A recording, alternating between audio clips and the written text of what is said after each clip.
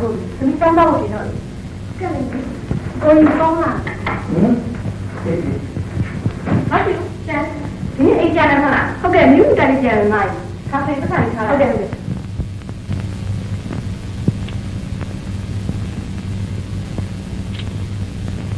မပြေဝေးဒါအောင်ကြောက်ကြရှိလို့ဘာတော့ဘာလေးပြောလို့နေပြီတိုင်နေနောက်မှတိတ်ပါဟုတ်ဘူးလေအိမ်ထဲပြန်အောင်သူအိမ်ပြန်မှာမဟုတ်သမီးအောင်မေ့နေပြီဟုတ်ပါဘူးမဖြူအောင်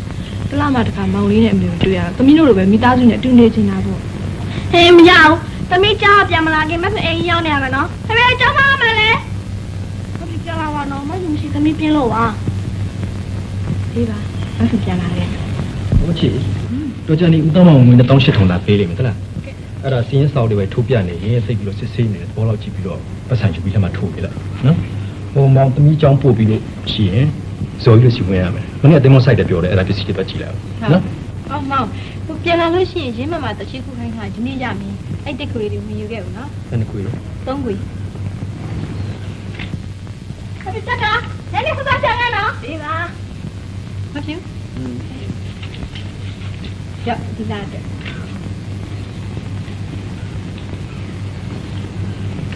ဒီမလေးစကား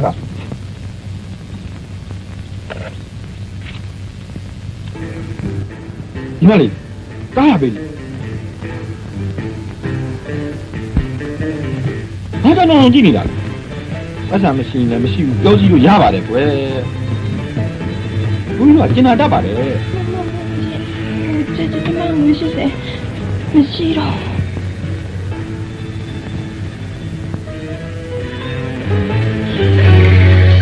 他在哪里？在哪里？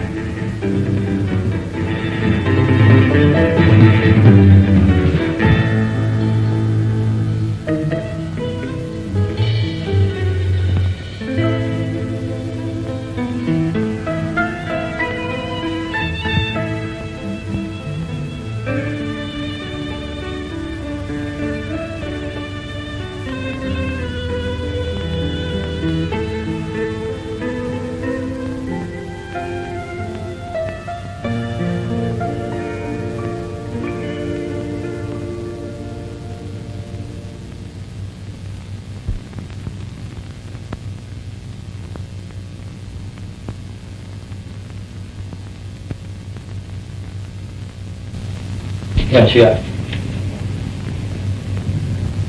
那你也没弄把搞嘛，不算气的。哎，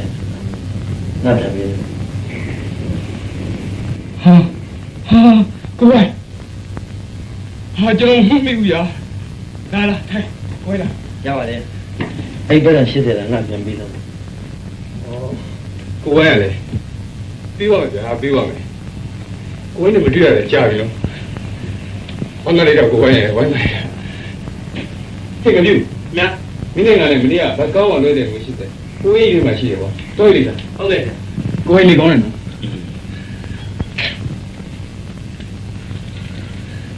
ကိုယ်မှုမှနေခလေးရောတောင်းနေပြီလားစိတ်ကောင်းနေတာရဲ့ခလေးတယောက်မွေးပြီးကိုယ်မှဆုံးသွားတာရဲ့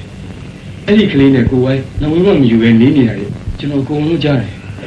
ကိုယ်ဝိုင်းစီတော့တိတ်လာကြတာပဲဗျာဒါပေမဲ့ကျွန်တော်မအားဘူးဗျာကိုယ်ဝိုင်းသမီးလေးအခုဆိုအသက်ဘယ်လောက်ရောက်သွားပြီလဲ7 နှစ်ရှိပြီပါကျောင်းတော့ငါမထားနိုင်လို့မနေရသေးဘူးကိုယ်သမီးလေး7နှစ်တောင်ရှိသွားပြီ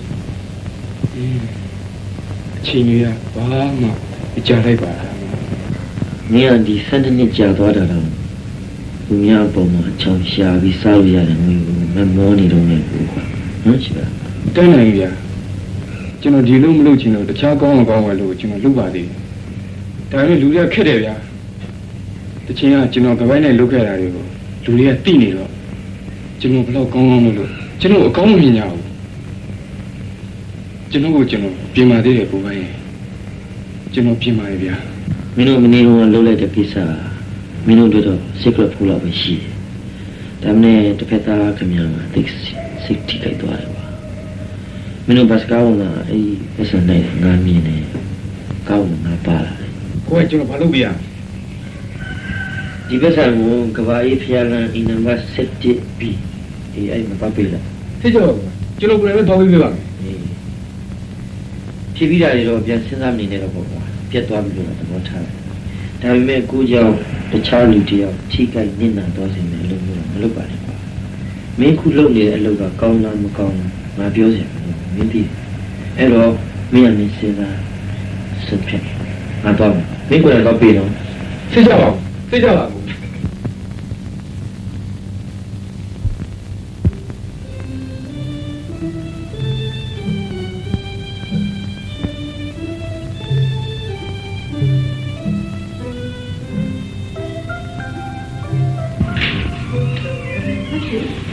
မရှိဘူးဆိုတဲ့တရားမှမင်းဒီတော့ကဘတ်ကားဝင်မှာဝင်ရှိတဲ့ခိုင်းနဲ့ခံရတဲ့မျိုးသမီးတရားပြေးမှရှိသလားတဲ့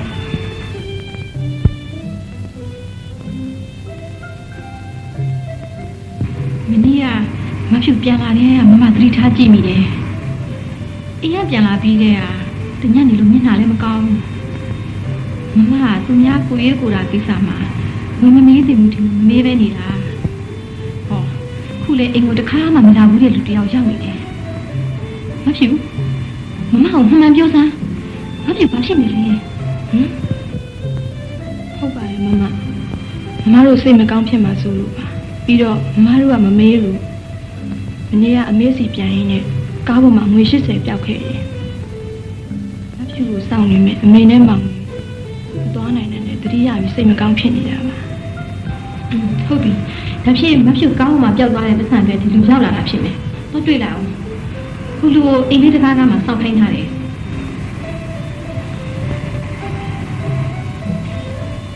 นี่ဒါလေးထားလိုက်မဆက်လုပ်လိုက်တော့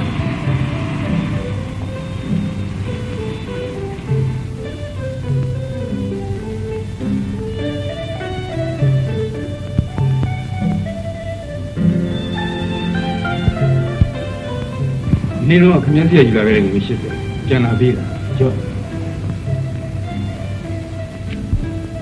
ဖိကျေးဇူးတင်နေရှင်ကျွန်တော်ဘယ်လိုမှတတ်မှမသိဘူးကြောက်သားတဲ့ငွေမမျှော်လင့်နဲ့ပြန်ရတော့ကျွန်တော်သိကျေးဇူးတင်နေရှင်ရပါတယ်ဗျာခင်ဗျားတကယ်ကျေးဇူးတင်နေတယ်ဆိုရင်ကျွန်တော်မဟုတ်ဘူးဗျာကိုဝိုင်း ရှင် ကိုဝိုင်းကျွန်တော်ဆရာကော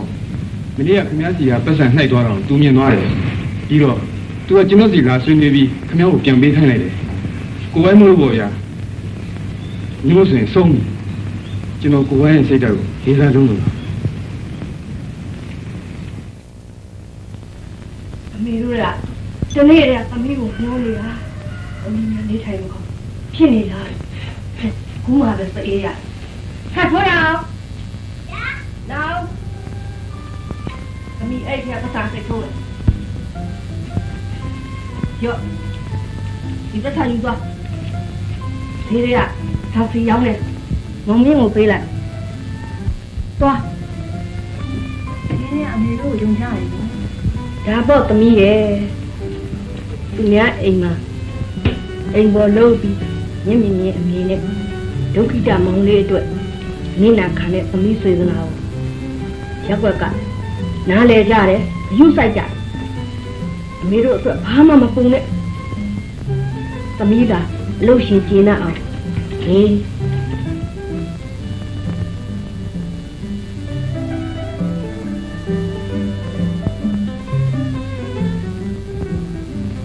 မေကိုရအောင်ကလိမ္မာရဲ့မလေးဒီကောင်ကဘာမှမလုပ်နဲ့ဒီကောင်ကကြီးလာလိမ္မာမိပဲနဲ့အမေကိုလှုပ်သွင်းပါတဲ့မေပြောတာဟုတ်ရဲ့လားကိုရအောင်သာရခဲ့လားဟုတ်ကဲ့ပြီသမီးရဲ့ပစ္စည်းတွေသိမ်းတော့ဟုတ်မိုင်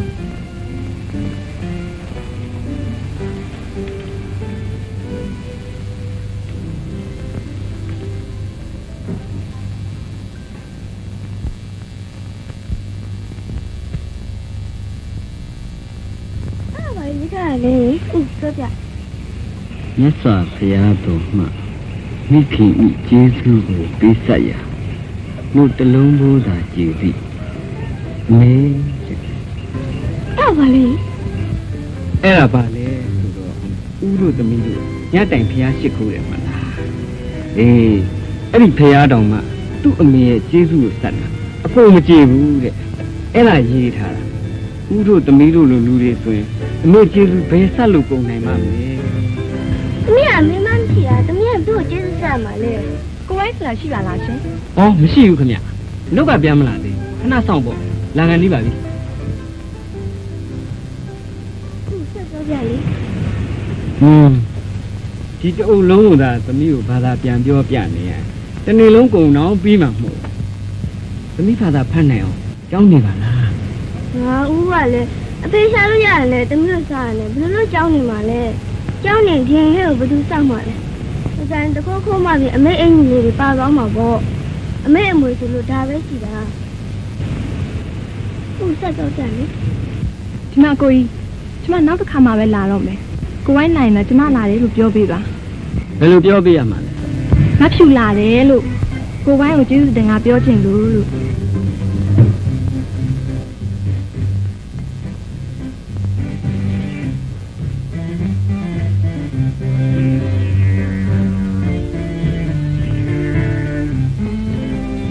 သမီးမအမေမမရှိတော့သမီးကဘသူ့ကိုကျေးဇူးဆက်မှာလဲ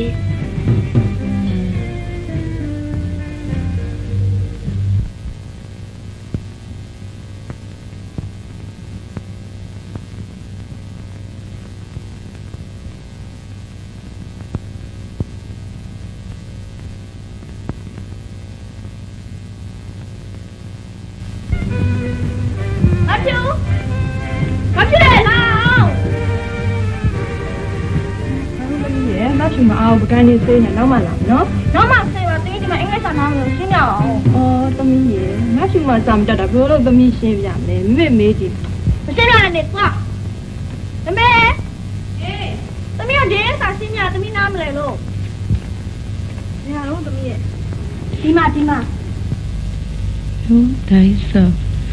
နူတိုင်းဆော့ဆိုတာမိမိကိုယ်ကိုမိမိသိပါတဲ့ မိမိကိုမိမိသိပါအဲ့ဒါဘာလဲမေမေမိမိကိုယ်ကိုမိမိသိပါဆိုမှနားမလဲသေးဘူးလား ချစ်ရလေကွာသမီးလေးကိုနားလည်အောင်ပြောပြမှာပေါ့ကလေးတွေကိုစာတင်ကလေးတွေဘက်ကကိုရင်းစာပြီးစာတင်ပါလို့မောင်ပြောထားတယ်သမီးလေးကချစ်လို့တော့ပဲသိမလဲချက်က credit တွေနဲ့ဘွဲယူထားရမယ်သမီးလေးကအခုမှ6တန်းရှိသေးတာကဲသမီးဘာသိရင်ကိုပြော နူတိုင်းဆော့ကိုမင်းနေတာမောင်ရေမိမိကိုမိမိသိပါမဟုတ်လို့ဘာလဲကဲ မိမိကိုမိမိသိပါဆိုတော့ဟုတ်တာပေါ့ကွာဒါပေမဲ့မိမိကိုမိမိသိပါဆိုတဲ့စကားလုံးရဲ့အ내အတိတ်ပဲကိုသဘောပေါက်နားလဲမှကလေးကစာချက်လို့ပြောမှာဒါအောင်မောင်ပြောနေတာဟုတ်တယ်ဖေဖေပြောရမှာတနည်းချက်စရာမလိုတော့ဒါချစ်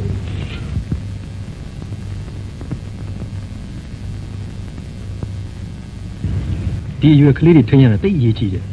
သူတို့သိချင်တာမသိရရင်လှုပ်ချင်တာမလုပ်ရရင်စိတ်ထိခိုက်စရာကြုံရင်သွား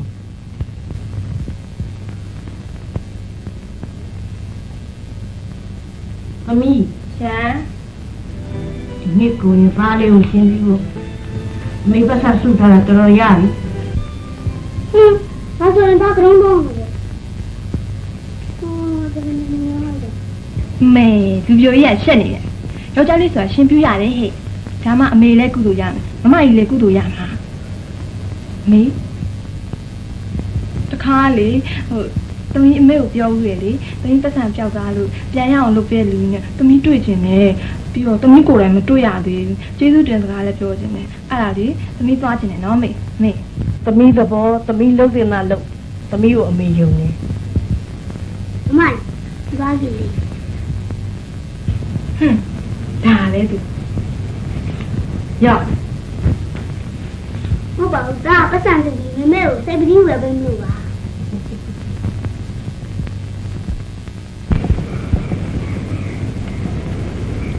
ကိုဝိုင်း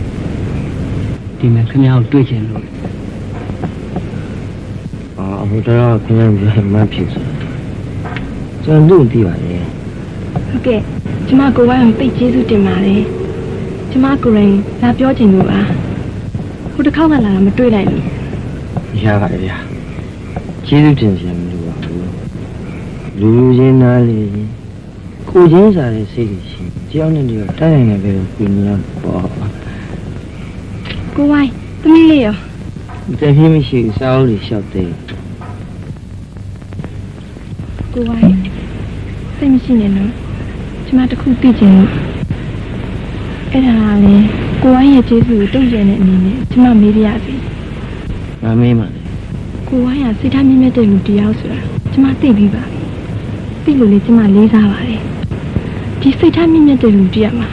ကိုနဲ့အရင်ကဆုံးမှရှိတဲ့ကလေးတယောက်ရဲ့ဘဝကိုချင်းစာမိရလားလို့ဒါလည်းအကိုခုနပြောတဲ့လူချင်းနားလေရင်ကိုချင်းစာသေးရှိရင်တယောက်တက်နေနေပြကူညီရမယ်လို့ပြောလို့ကျမမေးရတာပါမင်းလည်းမေးချင်ပါလို့ပါစိတ်မဆိုးရင်ဖြေပါ ဟာကျွန်တော်သမီးကြောင့်ကျွန်တော်အသေးဆုံးပါဗျာကလေးအမေမရှိရတဲ့နောက်ကျွန်တော်သမီးဒီရွယ်ထိလာကျွန်တော်ဒီတိုင်းနေသမီးလေးအတွက်ပေါ့ခင်ဗျားကိုကျွန်တော်ပြောပြမယ်ကျွန်တော်ကအရင်တော့ဂိုင်းလိုက်လားကလေးရဲ့အမေကျွန်တော်အမေမှာဘယ်လိုပြောမလဲမကောင်းတဲ့မကောင်းတဲ့မိမသိတယ်မလားဒီကလေးမမွေးခင်လေကဒီမကောင်းတဲ့အလုပ်တွေကိုကျုပ်တို့မလုပ်ဘဲနဲ့ဒီတိုင်းနေလာကြတာသမီးအတွက်ပေါ့ကျုပ်အဖေတယောက်အနေနဲ့ဘယ်တော့ပဲလုပ်ပေးနိုင်တယ်ဗျာ ဟုတ်ပါတယ်လေကိုပြောတာကိုဘက်ကတော့မှန်တာပေါ့ဒါပေမဲ့ကျမသိချင်တာကလေးရှင်နဲ့ဆန္ဒကလေးတွေဖြစ်ချင်တာလေးတွေကိုတကယ်မှသတိထားမိရလား ဗျာမပြောရင်သမီးရင်နဲ့ဖြစ်ချင်တဲ့ဆန္ဒကျွန်တော်ကတကယ်မှသတိထားနေဒီမောင်ကလေးကဘာဖြစ်နေလို့လဲသမီးကဘာဖြစ်နေလို့လဲ သူကြောင်းနေချင်ပုံရတယ်ဒါပေမဲ့သူမနေရဘူးမနေရတော့ဘာမှမသိဘူးပေါ့လေကျမပြောနေတာကကလေးရဲ့ဘဝရှိရေးအတွက်အပြည့်စုံမှုအမြင်နဲ့ပြောတာပါ ဟာဗျာခင်ဗျားသိတော်တယ်ဗျာမရောက်ချင်ဒီစားလို့ညနေမှမဖြစ်ဘူးနော်ဒီကကျွန်တော်မှတ်မိခင်ဗျားအဲ့အိမ်မှာ ကျမအဲ့အိမ်မှာအိမ်ပေါ်တစ်လောက်80ရတယ်နေတာကကြီးနေနိုင်မှာအမေနဲ့မောင်လေးတယောက်ရှိတယ်အမေကမျက်စိမမြင်ဘူးမောင်လေးကခြေထောက်တစ်ဖက်မရှိဘူးတစ်လောက်တစ်ခါကျမအိမ်ပြန်လို့ရတယ် ဟာခင်ဗျားဘုရားတမျိုးပါလားခင်ဗျားအလုပ်သွားလို့တော့ခင်ဗျားအိမ်မှာခင်ဗျားအမေနဲ့မောင်လေးပဲကြံမှာပေါ့ ဟုတ်ပါလေဒါပေမဲ့ကျမအမေနေတဲ့ရက်ွက်ကလုံခြုံပါတယ်ကျမတို့သားမီးပုံနားလေကြတယ်အကူအညီပေးကြပါတယ်ပြီးတော့ကျမမောင်လေးကအခုဆို၄တန်းရောက်ပြီသူကတိတ်လိမ့်ပါတယ်ကျမအလုပ်ကျမပတ်ဝန်းကျင်ကသူ့အတိုင်းတာနဲ့သူပြည့်စုံပါတယ်ကျမကအကုသမီးအတွက်စိတ်မကောင်းဖြစ်မိရပါ ကျေးဇူးတင်ပါတယ်ဗျာခင်ဗျားကျွန်တော်သမီးပေါ်မှာအခုစီနံထားရဆိုသိရ